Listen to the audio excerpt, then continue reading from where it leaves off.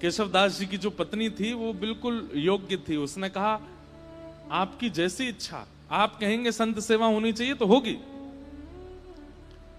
इतना धन नहीं कमाते थे, बहुत अल्प सी धन कमाते थे कि बस दिन रात भोजन हो जाए बस, लेकिन संत सेवा का प्रण ले लिया। एक बात मानेंगे हमारी, कथा में या गुरुजनों के द्वारा जब कोई बात ऐसी आप सुनते हैं जिसको सोच करके सुन के आपके मन में आता है ये मुझे करना चाहिए, लेकिन मैं कैसे करूं, मेरे पास व्यवस्था नहीं है। आप जब व्यवस्था को आगे रख करके किसी आज्ञा से पीछे हट जाते हैं तो बहुत बड़ी गलती करते हैं। कोई आज्ञा ऐसी हुई, कोई बात ऐसी कथा में सुनी या गुरुजनों से सुनी, वो बात सुनकर के आपके मन में आया ये मुझे करना चाहिए, लेकिन मेरे यहां व्यवस्था नहीं है। व्यवस्था का विचार ही मत करो। जैसे ही आपको लगा कि मुझे करना चाहिए, आप करने लग जाओ। जिन महापुरुष से आपने सुना या जिस ग्रंथ की बात आप सुन के आए हो वो सामर्थ्य प्रदान करेंगे, व्यवस्था कर देंगे, आप बस लगना शुरू करो उसमें।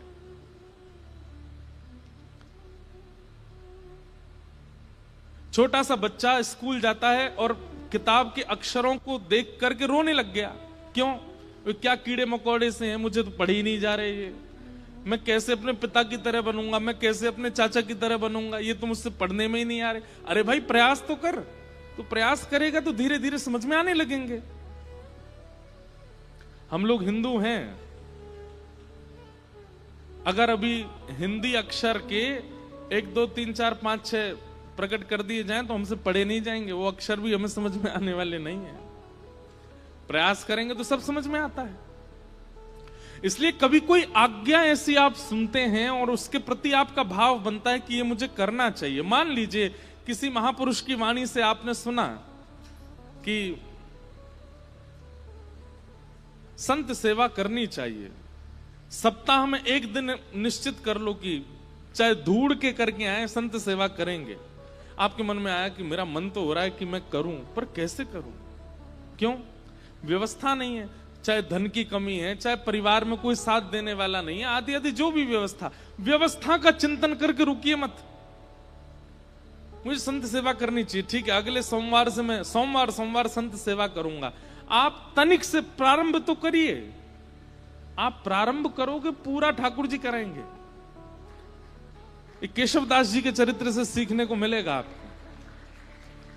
केशवदास जी की व्यवस्था इतनी उचित नहीं थी कि वो संत सेवा कर सकते हैं, लेकिन कथा में सुन लिया तो मन बना लिया कि अब सेवा मुझे करनी है, और पत्नी का साथ लेकर के जो भी धन कमाते थे उससे बढ़िया प्रसादी बनाते, संतों को निमंत्रण देते, घर पर संत आते, प्रसाद पाते। भगवान की दया से इतना ही प्रसाद बनता कि संत जन पा लेते, उनके लिए नहीं बच पाता था। तो दोनों क्या करते, जो संतों की शीत प्रसादी होती थी उसी को इकट्ठा करते, उसी को पा लेते। कभी कभी वो मिल भी नहीं पाती थी, अब संतों से थोड़ी कहेंगे कि छोड़ जाना थोड़ा, वो बेचारे प्रेम से पाते थे तो कई बार मिलता भी नहीं था, लेकिन संत सेवा बनने लगी। लेकिन ठाकुर जी बहुत दिन तक अनुकूलता रहने नहीं देते। लिख लीजिएगा इस बात को, अगर बहुत प्रसन्नता में जीवन निकल रहा है, फूलिएगा नहीं, आएगा दुख, निश्चित आएगा। बहुत धन के साथ में अभिमान हो गया है कि मैं कुछ भी खरीद सकता हूं, मैं कुछ भी कर सकता हूं, मैं कुछ भी बना सकता हूं, मैं कहीं भी जा सकता हूं। एक दिन आएगा कहीं जाने लायक नहीं रहोगे। और ये विपरीत स्थिति में भी सुनिए, अगर बहुत कष्ट में जीवन जा रहा है तो परेशान मत होइए, एक दिन सुख आएगा।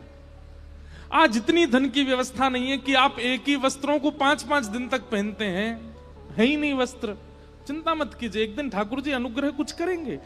एक स्थिति कांस्टेंट किसी की नहीं रह सकती, परिवर्तन तो होता है, चाहे वो वैष्णव हो चाहे वो संसारी हो। तो केशवदास जी सेवा करते थे। अब धीरे धीरे क्या हुआ, उनका धन जो था खत्म होने लगा, अब सेवा के लिए धन नहीं बचा। उन्होंने कर्जा लेने का मन बनाया कि मैं कर्जा ले लेता हूं, संत सेवा नहीं छूटनी चाहिए। अब बेचारा कोई धनवान नहीं होता, सामान्य होता तो उसको कोई कर्जा भी नहीं देता। बाजार में निकल गए कर्जा लेने के लिए कि कोई हमें थोड़ी सी सेवा कर दो तो हम संत सेवा करेंगे, किसी ने भी उनको देने से मना कर दिया। लेकिन एक चतुर व्यापारी था, जब ये गए उसके पास, बोले आप जो कहेंगे हम ब्याज सहित आपको वापस कर देंगे, हमें थोड़ा सा धन दे दो, संत सेवा करनी है। तो व्यापारी ने कहा ठीक है हम दे देंगे तुमको धन, लेकिन बदले में हमको ब्याज सहित धन नहीं चाहिए, एक सेवा कर दो हमारी। ये तो नाचने लगे, बोले आप जो कहोगे सो करूंगा। क्या करना है पूछा नहीं। हम आप सब लोग होते तो पूछते भाई हम जितना धन ले रहे हैं उसके समान ही मेहनत करेंगे। बोले आप धन दे दीजिए, मैं संत सेवा कर रहा हूं, उसके बाद आ जाऊंगा, आप जो कहोगे करने को तैयार हूं। धन दे दिया, संत सेवा हो गई। संत सेवा करने के बाद पत्नी से कह दिया देखो अब अगले 1 हफ्ते के लिए हमारे पास में खूब संपत्ति आ गई है, अब तुम चिंता मत करो, संतों की सेवा पर मैं किसी को कर्जा चुकाने जा रहा हूं। तो कर्जा कैसे चुकाओगे, आप धन तो है नहीं। बोले वो सेवा करनी है, उसी से चुक जाएगा। एक भला आदमी मिल गया, उसने कहा कि पैसा मत लौटाना, सेवा कर देना। केशवदास जी लौट करके गए उसके पास, बोले भैया बताइए क्या सेवा करनी है। आप कहें तो बर्तन मांज दूं, झाड़ू लगा दूं, पोंछा कर दूं, पुताई कर दूं, क्या करना है आप बताओ। बोले हमारी एक जमीन है, वहां पर कुआं खोदना है। कुआं खोदना है। कुआं खोदने का मतलब समझते हैं? कितनी गहराई में जाना पड़ेगा, जब तक जल ना आ जाए तब तक खोदते रहो, और जब वो जल निकलना प्रारंभ हो जाए उसके बाद भी कितने फीट अंदर तक खोदना पड़ेगा, फिर चिनाई करनी पड़ेगी, कुएं में पूरा उसको आकृति देनी पड़ेगी, फिर बहुत दिन तक जल खींचना पड़ेगा, सारा मतमैला जल निकल के जब बिल्कुल स्वच्छ जल आ जाएगा तब कुएं का निर्माण होगा। इतना तो धन भी नहीं लिया था उन्होंने जितना उनको सेवा दे दी, लेकिन प्रसन्न हो गए। जो आ गया, कहां जाना है बताइए। एक बार भी ये नहीं कहा कि आप ऐसी सेवा कैसे करा सकते हैं। पहुंच गए फावड़ा लेकर के और लगे,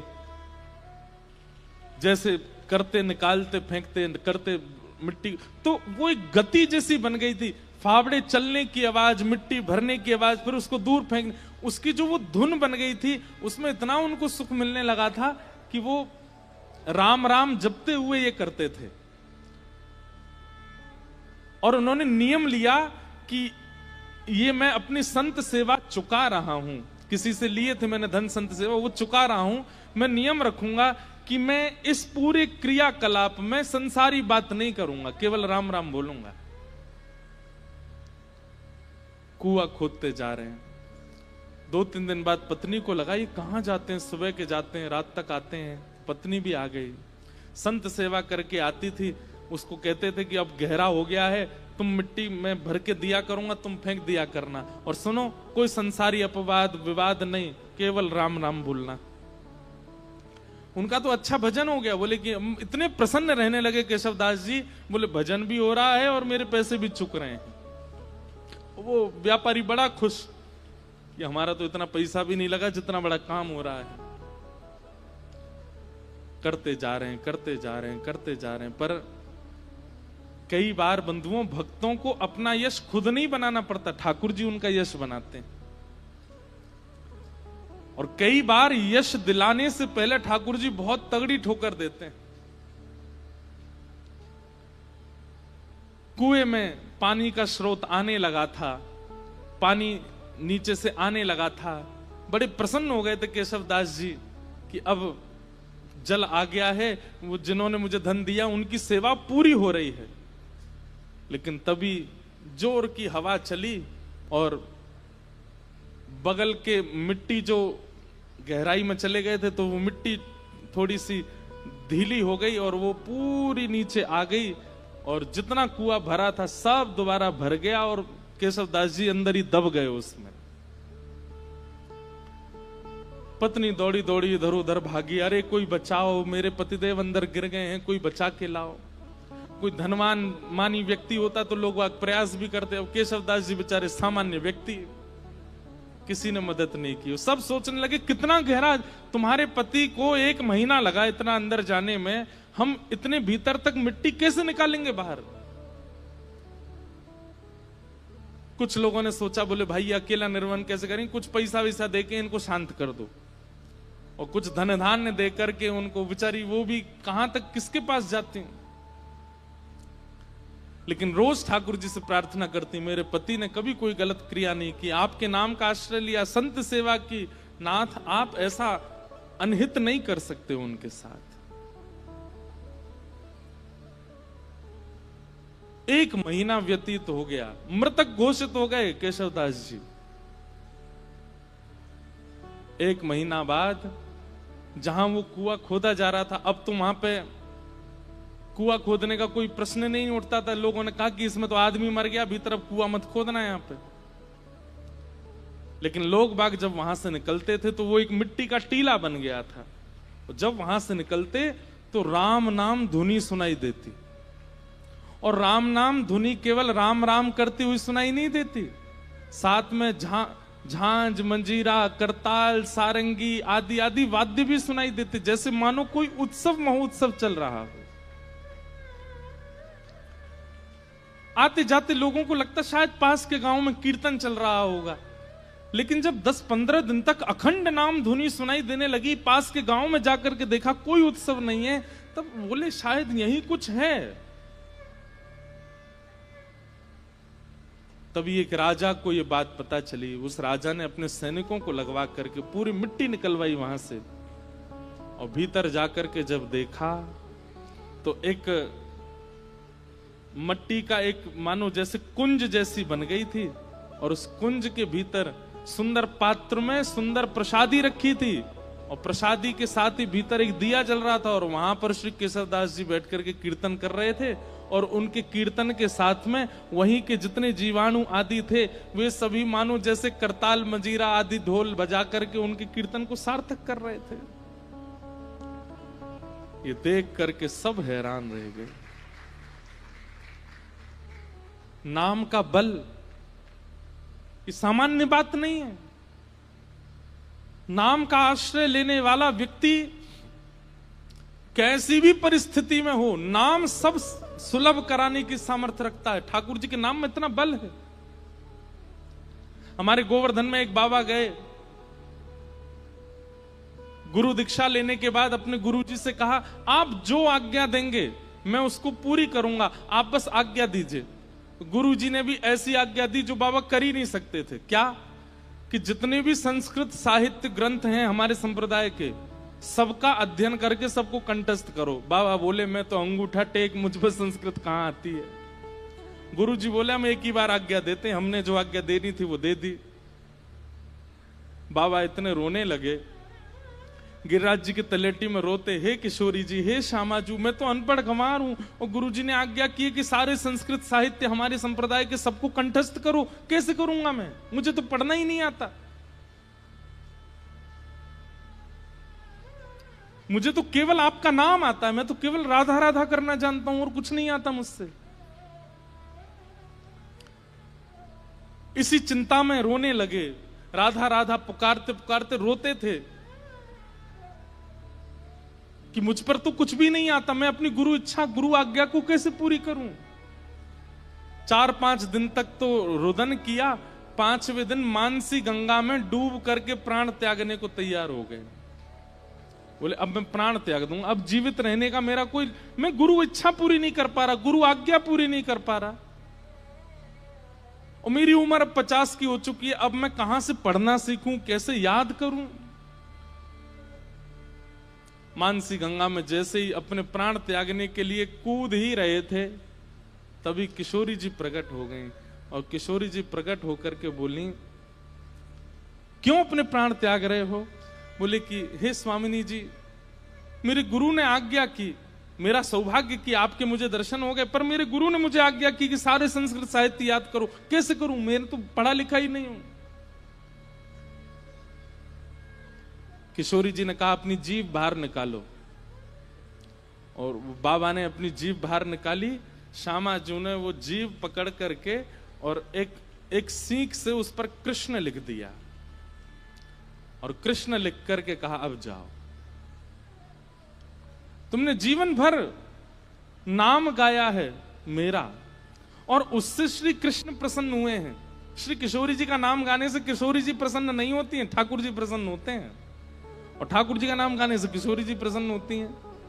बोले आपने जीवन भर मेरा नाम गाया और कुछ आपको नहीं आता है, इसलिए ठाकुर जी बड़े प्रसन्न है। और उन्होंने प्रसन्न होकर के कहा है कि मेरी जितनी सिद्धियां उनमें एक विद्या सिद्धि है, वो विद्या सिद्धि आप इसको दे आओ श्री जी, अब जाओ।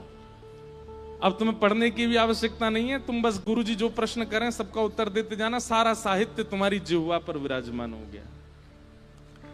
जैसे ही गए, गुरु जी ने कहा कि पढ़ाए? बोले हाँ, 5 दिन पहले तो हमने आज्ञा दी, बड़ी जल्दी पढ़ाए।